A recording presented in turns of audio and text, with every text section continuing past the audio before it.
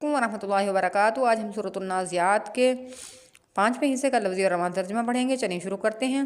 میں آپ کو بہت کم ترجمہ پڑھا رہی ہوں تاکہ آپ کو صحیح طریقے سے سمجھ آ سکے اور آپ یاد کر سکیں، اور آپ یاد بھی کیجیے گا تاکہ آپ کو پڑھانے کا فائدہ بھی ہو۔ اعوذ باللہ من الشیطان الرجیم، بسم اللہ الرحمن الرحیم۔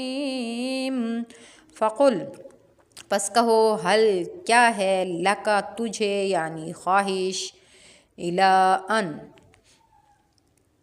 طرف اس کی کہ تزکا تو پاک ہو جائے، اور اس سے کہو کہ کیا تو اس کے لیے تیار ہے کہ پاکیزگی اختیار کرے، وَأَهْدِيَكَ اور میں رہنمائی کروں تیری، اِلیٰ رَبِّکَ طرف تیرے رب کے، فَتَخْشَىٰ پھر تو ڈرے،